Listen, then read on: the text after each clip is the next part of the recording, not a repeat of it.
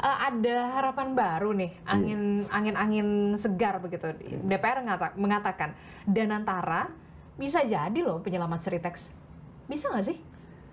Waduh, saya sampai saat ini sebetulnya kalau ngomong Danantara belum tahu apa yang ada sebagai bisnis modelnya ya, terutama ya.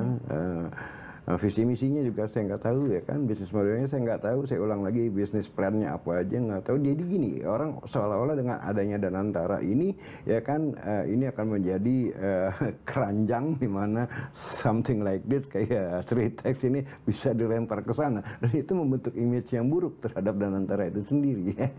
Iya kan?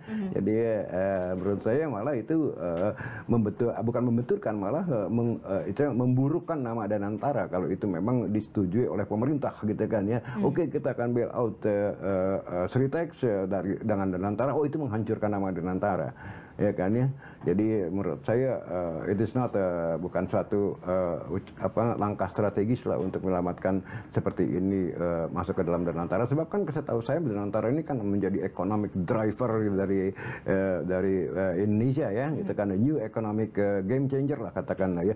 Ya, tapi kalau dipakai untuk membail out sesuatu yang outlooknya memang tidak terlalu cerah ya kan, ya yang tadi Anda sebutkan, betul, gloomy ya kan, ya siapa yang percaya dengan institusi itu kan begitu, ya kan.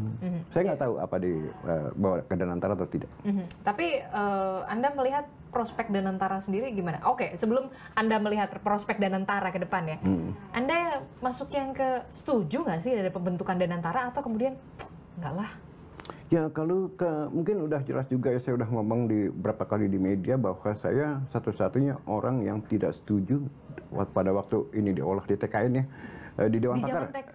Dewan Pakar. Anda kan salah satu Dewan Pakar. Iya. Saya masuk ke Dewan Pakar, diajak ke Dewan Pakar, saya ikut aktif. Tapi begitu saya dengar ada Danantara, saya sendiri nggak tahu ya pembentukan Danantara. Saya teman tiba-tiba udah jadi peresmian gedungnya, saya baru tahu ada Danantara. Dan saya sebagai ekonom, sebagai konsultan juga saya tanya, ini apa visi misinya, apa bisnis plannya, apa bisnis modelnya. Nah, buat saya agak kaget juga pada waktu saya mendapat kabar bahwa Danantara ini akan menjadi suatu sovereign wealth fund terbesar di dunia dengan total aset 900 miliar kan gitu ya Mbak ya, 900 miliar dolar. Lantas apa yang mau dilakukan dengan Danantara ini? Saya bilang ya kan, setahu saya dapat kabar dengan aset yang begitu besar kita bisa menggerakkan ekonomi gitu kan. Agak aneh juga, dari mana menggerakkan ekonomi tanpa Danantara juga kan aset BUMN segitu gitu kan ya.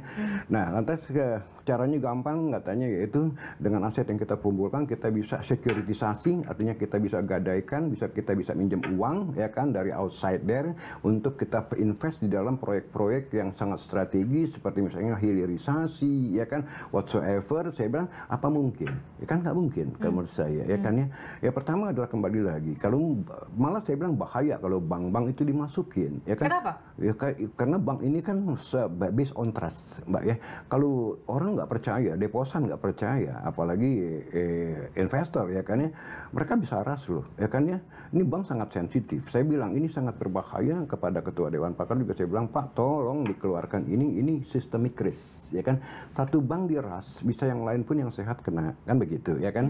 Nah, ini hukumnya perbankan. Makanya banking adalah industri yang paling the most regulated oleh negara. Dimanapun juga the most regulated sector in the economy adalah banking, ya kan? Karena satu bank jatuh, ya kan, walaupun bank yang lain sehat, itu bisa merembet kemana-mana, ya kan? Nah, itulah yang disebut systemic risk, ya kan? Satu entity bermasalah. Contohnya kasus Century dulu, kan ya? Itu kan kecil sekali sebetulnya uang yang terlibat di sana, cuma 6,6-6,7 triliun. Tapi saya lihat pemerintah begitu panik, ya kan, dilakukan bailout cuma dengan alasan wah ini psikologi. Nah, kalau udah ngomong psikologi sama, karena base-nya trust ya kan. Nah, ini bank satu saya bilang kalau mau diterusin Danantara, bank ini harus dikeluarkan, ini bahaya. Saya ngomong ini mengkritik untuk membangun, ya bukan menjatuhkan Pak Presiden, bukan menjatuhkan pemerintah, bukan. Saya punya logika dan udah ada sejarahnya. Jadi saya berbicara berdasarkan fakta dan logika, ya kan. Yang kedua, kembali lagi, ya kan, aset-aset yang ada di Danantara selain daripada kalau kita ngomong sekuritisasi ya, selain bank adalah Pertamina, PLN, ya kan. Ya ini kan penugasan, ya kan. Ini public service obligation. Bagaimana siapa yang mau minjamkan uang kepada dengan jaminan aset seperti itu, ya kan ya.